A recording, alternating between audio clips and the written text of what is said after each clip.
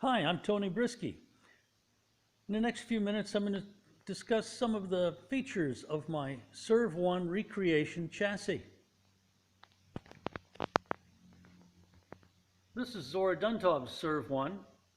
I reverse engineered my car to have the look and feel of Zora's, but built to modern race specs and also for some road use. So let's take a look over here. Take a little walk. For the heck of it. Here's Zora's chassis, and here's my chassis, and they look pretty much the same. Zora used small diameter tubing and Corvair steering wheel and a bucket seat and a small block Chevy with a quick change stuck right into the back of a transmission, independent rear suspension. The rear suspension on Zora's car later became the 1963 Corvette independent rear suspension. The front suspension on Zora's car was taken from the 1957 SS Racer. However, if you take a look at the control arms on the Corvair SS front suspension and the Corvette SS front suspension and the Corvair front suspension, which I used, why, they look the same. Only difference being the Corvair has some anti-dive built into it. So there you have it. There's my Corvair steering wheel, bucket seat, engine, so on and so forth. Let's look at the chassis. All right. I think the best place to start would be in the driver's compartment. I have a Corvair steering wheel, same as Zora's, except unlike Zora's, mine is a quick disconnect on it. Bucket seat. Pattern of the upholstery is very similar to what Zora used in his. I've got two fire systems, one for the front, which is the driver only, and one that's a combination of driver and engine. Looking down inside, this stainless steel tube is the return from the radiator to the engine. Here's a selector switch for going between the pannier gas tanks and the top 5-gallon race fuel gas tank. There's a battery disconnect switch. Here's a start button. Here's one of the three driver's compartment nozzles for the fire system. Looking down in here, here's the foot box. The pedals are a Tilton three-piece race system. There you go. Throttle and brake and clutch. Oh my God. Here's a footrest, heel rest for making it easier to drive. Yeah. Doodly-doo. Over here, there's a Tilton brake bias adjusting knob. This is a handy dandy through the wall Hurst Competition Plus shifter that I modified. The shifting on this car is all by cable. Let's see if we can get under there and take a look at the cables. There's the cables that go to the Hurst shifter. Coming up over here, here's one of the two 9.8 gallon pannier fuel tanks for the side pods. Here's the 5-pound FE36 fire bottle for the driver only. Here's a modified Corvair front suspension, 1960 Corvair suspension. It has stiffened springs,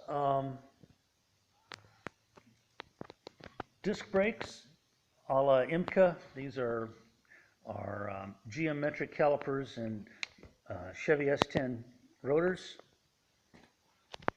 So the springs are stiffer and shortened. Got KYB shocks on it.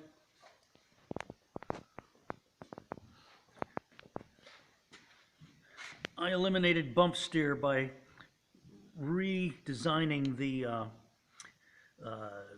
steering arms, steering linkage. Yeah. Plenum for the radiator, couple of electric fans, 4-row copper radiator taken from a sprint car. There's a better shot of the front suspension. Come around over here. What do you do? Triple master cylinders, adjustable steering column.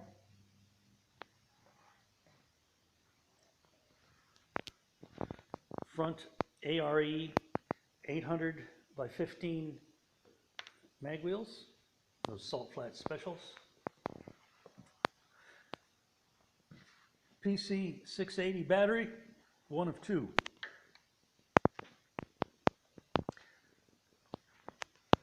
Around over here, and your tank. Here's the engine.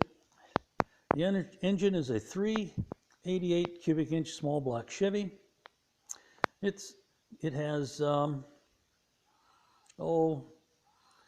steel crank. It's got 12 and a half. It has 10.5 to 1 compression ratio. Forged aluminum pistons, 4340. Forged rods, steel crank, a comp cams roller cam in it. Here's a Holley Super Sniper fuel injector, throttle body fuel injector. There's my regulator for the Aeromotive A1000 pump that we'll look at in a minute. This is an HEI distributor. You can hear the fuel lines are armored as they go past the flywheel. Peeking way down in there, yeah, way down in there, there's a QuickTime scatter shield. There's a billet flywheel, aluminum heads, yeah, pretty much all the good parts in the small block. Peeking down over here, here's a 6-port fuel selector valve, so that you can select either the race gas in the 5-gallon top tank or the nearly 20 gallons side pods. One of the two fuel filters. There's the other fuel filter. 10-pound Stroud fire bottle in the back. This fire bottle goes to both sides of the engine and all the way up front for the driver. As I mentioned earlier, Zora's suspension on the CERV-1 became the 1963 independent rear suspension. So to reverse engineer that, I picked an early Corvette rear suspension and modified it accordingly. The reason I picked this suspension, this is a 65 instead of a 63. I chose the 65 because it has disc brakes and I don't do drums, so I did drums on his. Alden coilovers. Here's some more of that linkage. Boy, that was hard to build, I tell you. Zora used a V8 quick change. I used a Champ because I probably will have a little more horsepower than him and might do some nasty, evil things with it later, like putting a supercharger on it, you know what I mean. Here we have a oil cooler, B&M oil cooler. There's another fan. Aeromotive Fuel Systems A1000 brushless pump. That is a cool toy. Traction bars here.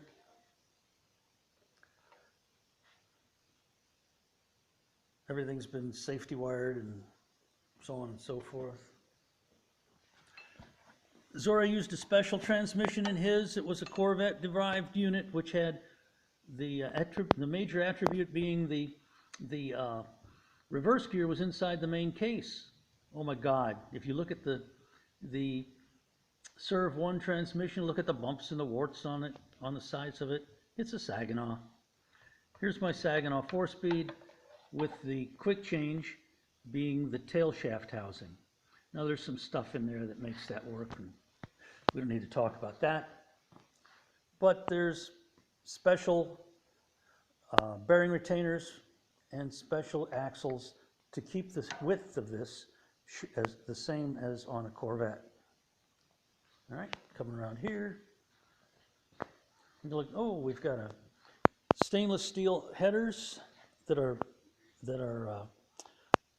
ceramic coated inside and out. Here's the second. Actually, this was the first of the PC 680 batteries.